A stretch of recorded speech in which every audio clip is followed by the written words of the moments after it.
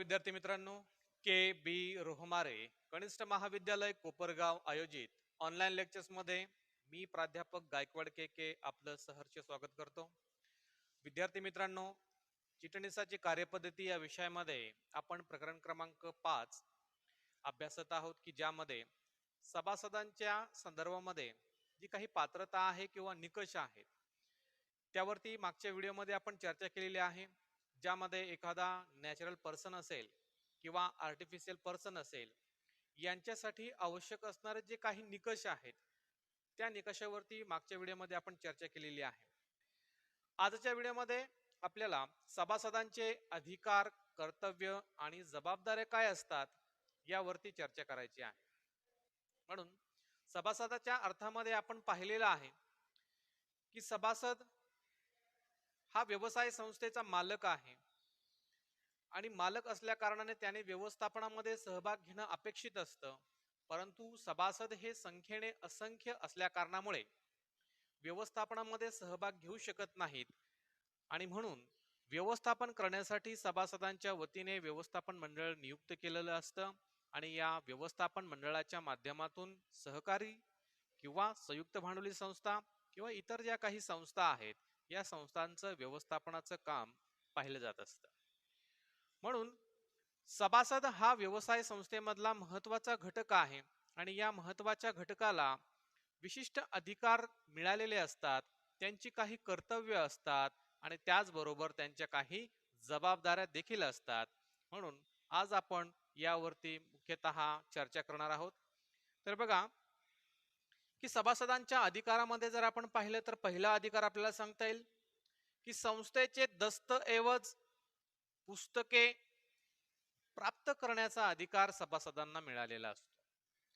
बघा आता ज्यावेळी एखादी व्यवसाय संस्था काम करत असते अशा वेळी विशिष्ट दस्तऐवज की ज्यामध्ये घटनापत्रक असेल, नियमावली असेल, विविध पुस्तकं आहेत की ज्यामध्ये आपल्याला सांगता येईल की हिशोब तपासणीचा अहवाल असेल, संचालकांचा अहवाल असेल, जमा खर्चाची पुस्तके असतील, याशिवाय विशिष्ट ज्या काही नोंदवह्या आहेत ज्यामध्ये सभासदांची नोंदवही असेल, कर्जरोख्यांची तारण नोंदवही असेल, इतिवृत्त नोंदवही असेल किंवा सभासदांसाठी प्रतिनिधी म्हणून नियुक्त करण्यात आलेले जे काही प्रतिनिधी आहे ज्याला आपण प्रॉक्सी असा शब्द वापरतो यांची नियुक्ती करणारी जी नोंदवही आहे अशा महत्वाच्या पुस्तकांच्या संदर्भामध्ये असेल, घटनापत्रक किंवा नियमावली ही महत्वाची दस्तऐवज असेल, असे महत्वाची पुस्तकं आणि दस्तऐवज प्राप्त करण्याचा अधिकार हा सभासदांना दिले गेलेला आहे.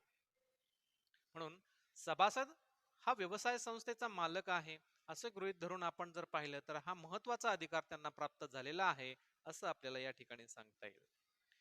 त्यानंतर सभासदांच्या बाबतीमध्ये दुसरा महत्वाचा अधिकार आपल्याला सांगता येईल की कंपनीचे मूलभूत निर्णय घेण्याचा अधिकार सभासदांना आहे.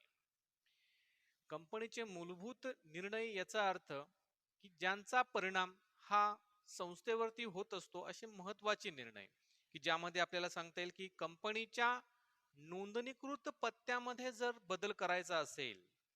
आता बघा ज्यावेळी आपण घटनापत्रक पाहिलेलं आहे की घटनापत्रकामध्ये विविध प्रकारची कलम दिलेली असतात की ज्यामध्ये नाव कलम आहे, स्थान कलम आहे, भांडवल कलम आहे.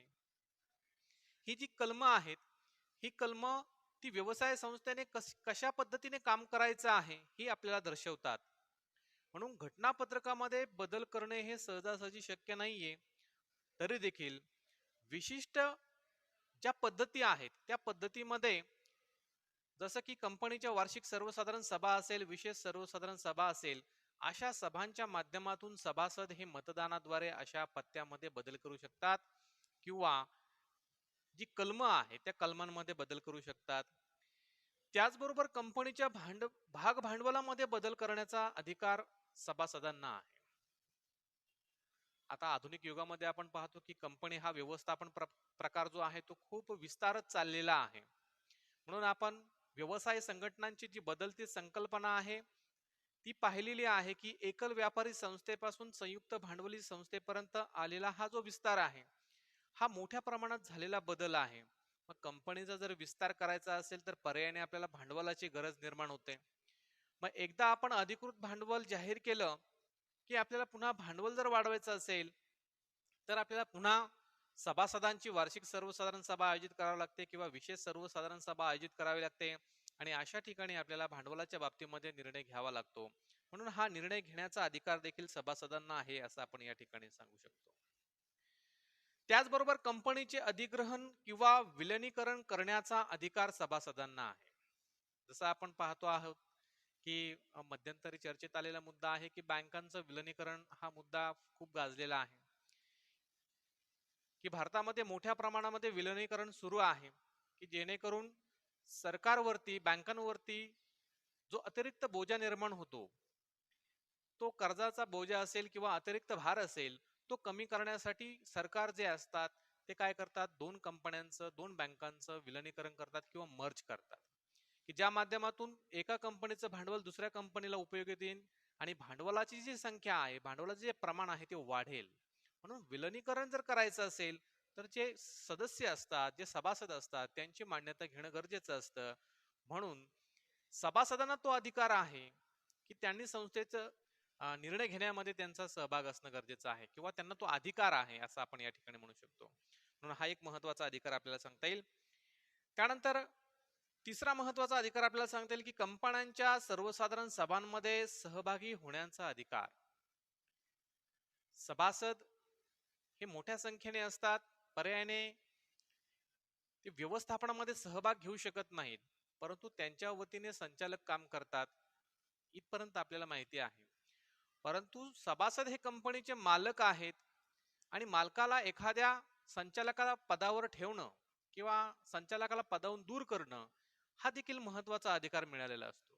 परंतु हा जो अधिकार आहे तो अधिकार फक्त मतदानाद्वारे आणि वार्षिक सर्वसाधारण सभेमध्येच त्यांना मिळतो.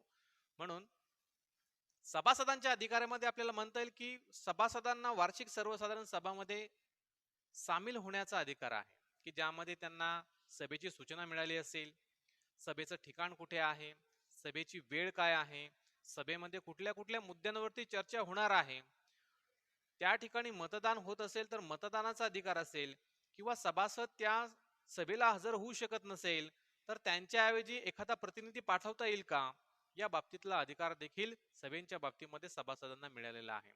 म्हणून या मतदानाच्या माध्यमातून एक प्रकारे व्यवस्थापनावरती अंकुश ठेवण्याचा अधिकार आपण म्हणूयात तो सभासदांना दिला गेलेला आहे असं आपण या ठिकाणी या मुद्द्याच्या आधारे स्पष्ट करू शकतो. म्हणून चौथा एक मुद्दा आपल्याला सांगता येईल या बाबतीतच की जसं कंपनीच्या वार्षिक जमा खर्च आहेत, ते जमा खर्च तपासण्याचा अधिकार सभासदांना आहे.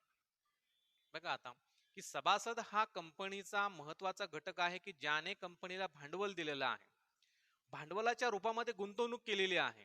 मग कुठलाही व्यक्ती असो गुंतवणूक का करत असतो, तर त्याला काहीतरी रिटर्न्स मिळतात, बेनिफिट मिळतात. मग सभासदांच्या बाबतीमध्ये काय बेनिफिट असणार आहे, सभासदांच्या बाबतीमध्ये महत्वाचा बेनिफिट आहे की त्यांनी केलेल्या गुंतवणुकीवरती त्यांना लाभांश मिळणार आहे, ज्याला आपण डिव्हिडंड असं म्हणतो.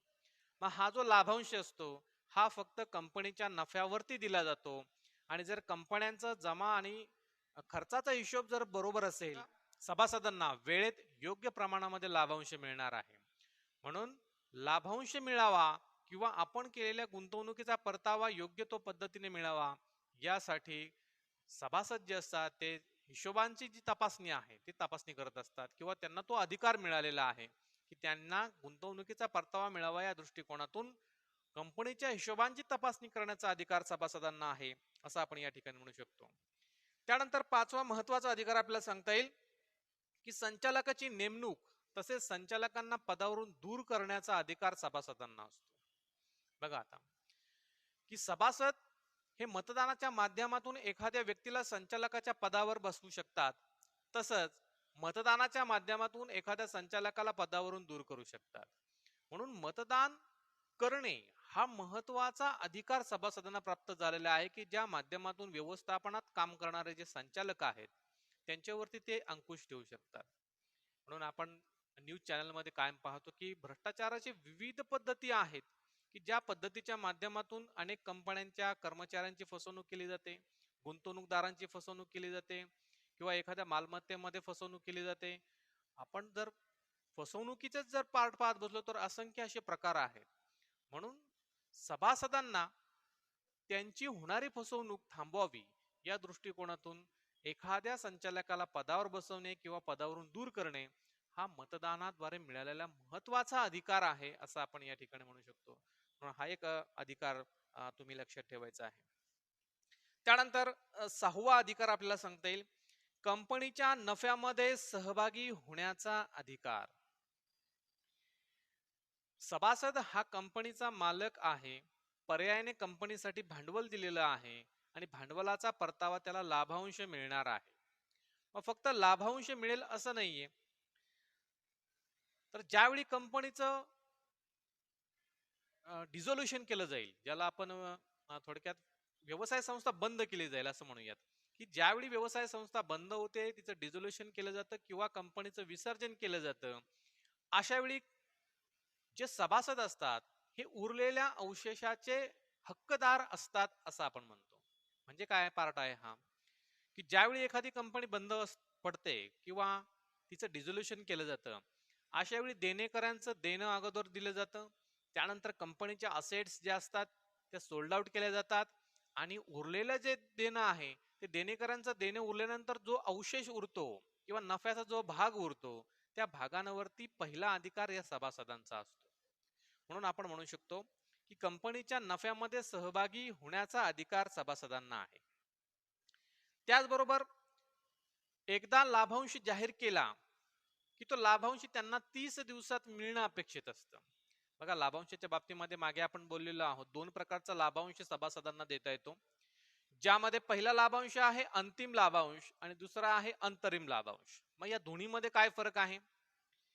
काही कंपन्या असे असतात की ज्यांना व्यवसाय सुरू असताना एक प्रकारची खात्री निर्माण होते की भविष्य काळामध्ये आपल्याला नफा होणार आहे. भविष्य काळामध्ये नफा होणार आहे म्हणून कंपन्या काय करतात, 3 महिने असतील 6 महिने असतील अशा कालावधीमध्ये लाभांश जाहीर करतात. म्हणजे भविष्यकालीन अंदाज वर्तवलेला आहे की 3 महिन्यानंतर जर आपल्याला एवढा प्रॉफिट होत असेल, 6 महिन्यानंतर एवढा होणार असेल, तर पर्यायाने वर्षभरात एवढा प्रॉफिट आपला असणारच आहे. अशा भविष्यावर आधारित जो लाभांश असतो त्याला आपण अंतरिम लाभांश असं म्हणतो. आणि वर्षाच्या शेवटी एकदा नफा जाहीर झाला की त्यानंतर दिला जाणारा जो लाभांश असतो त्याला आपण वार्षिक लाभांश असं म्हणतो. म्हणून हा एक प्रकारचा रिटर्नचा आहे, परतावा आहे की तो सभासदांना मिळावा लागतो. म्हणून आपण म्हणू शकतो की कंपनीच्या नफ्यामध्ये सहभागी होण्याचा अधिकार हा सभासदांना दिलेला असतो. त्यानंतर महत्वाचा अधिकार आपल्याला सांगता येईल भागधारण बद्दलचे अधिकार. सभासद, एखादा व्यक्ती कंपनीचा सभासद कधी बनतो, तर जोपर्यंत तो भाग धारण करत नाही किंवा भाग खरेदी करत नाही तोपर्यंत तो सभासद होऊ शकत नाही. म्हणून कंपनीचा हा सभासद आहे, त्याने भाग खरेदी केलेले असणार आहेत, तर यासाठी त्याला विशिष्ट प्रकारचे हक्क मिळतात किंवा अधिकार मिळतात, ज्यामध्ये आपल्याला सांगता येईल की भाग प्रमाणपत्र मिळवण्याचा अधिकार. एखादा व्यक्ती एखाद्या संस्थेचा भागधारक आहे असं कधी म्हणणार आहोत आपण, ज्यावेळी त्याच्याकडे भाग प्रमाणपत्र असेल, डॉक्युमेंट्स असेल, त्यावेळी आपण त्याला भागधारक म्हणणार आहोत. म्हणून भाग प्रमाणपत्र जोपर्यंत त्याला मिळत नाही तोपर्यंत तो अधिकृत भागधारक नाहीये. म्हणून त्याला तो अधिकार आहे की त्याने खरेदी केलेल्या भागांवरती त्याला भाग प्रमाणपत्र मिळालं पाहिजे. हा एक महत्वाचा अधिकार आपल्याला सांगता येईल. त्यानंतर भाग हस्तांतर आणि भाग संक्रमणाचा अधिकार त्याला आहे. आता भाग हस्तांतर आणि भाग संक्रमण म्हणजे काय यावरती पण मागे चर्चा केलेली आहे. आपल्या नावावरती असणारे भाग स्वेच्छेने दुसऱ्याला देणे म्हणजे भाग हस्तांतरण असतं आणि आपल्या नावावरचे भाग कायद्याने दुसऱ्याकडे ट्रान्सफर होणं किंवा हस्तांतर होणं हे भाग संक्रमण असतं. म्हणून या दोन्ही बाबतीमध्ये सभासदाला पूर्ण अधिकार असणार आहेत.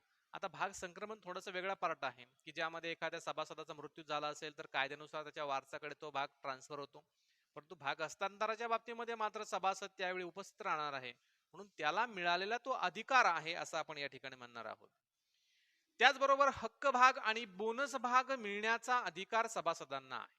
आता बघा, पुन्हा हक्क भाग आणि बोनस भाग असे 2 प्रकार झाले. बोनस भाग हे एक प्रकारचं बक्षीस असतं की जे कंपनीकडून सभासदांना दिलं जातं. हक्क भाग असा प्रकार आहे की कंपनीने एकदा सभासदांना भाग विकलेत तर भविष्य काळामध्ये पण कंपनी भागांची विक्री करणार आहे.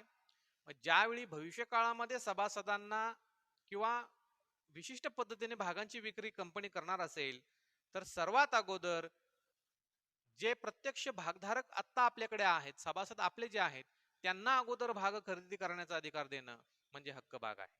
म्हणून अशा प्रकारचे जे अधिकार आहेत ते सभासदांना मिळणार आहेत. आणि त्यानंतर आपल्याला शेवटचं सांगता येईल की खटला भरण्याचा अधिकार. खटला याचा अर्थ कोर्ट केस किंवा त्याला आपण म्हणूयात की क्लास ऍक्शन असं आपण त्याला म्हणू शकतो, किंवा कोर्टामध्ये दावा दाखल करणे असं म्हणू शकतो. की सभासदांना महत्वाचा तो अधिकार प्राप्त झालेला आहे की जर सभासदांची फसवणूक होत असेल तर सभासद कंपनीच्या विरोधामध्ये, संचालकांच्या विरोधामध्ये, हिशोब तपासनीसाच्या विरोधामध्ये, किंवा ज्या ज्या ठिकाणी त्यांचं आर्थिक नुकसान होणार आहे, ज्या ज्या ठिकाणी त्याची फसवणूक होणार आहे आणि ज्यासाठी जे अधिकारी व्यक्ती त्यासाठी जबाबदार असणार आहेत, अशा प्रत्येकावरती खटला भरण्याचा अधिकार हा सभासदांना असणार आहे. म्हणून जेणेकरून सभासदांच्या हिताचं रक्षण झालं पाहिजे, सभासदांना विशिष्ट अधिकार मिळाले पाहिजेत, त्यांची कर्तव्य त्यांना माहिती झाली पाहिजे, त्यांच्या जबाबदार त्यांना माहिती झाले पाहिजे, या पद्धतीने सभासद हे व्यवसाय संस्थेमध्ये काम करत असतात. म्हणून आजच्या व्हिडिओमध्ये आपण पाहिलं की सभासद म्हणजे काय आहे आणि सभासदांना कुठले कुठले अधिकार मिळतात, यावरती आज आपण चर्चा केलेली आहे.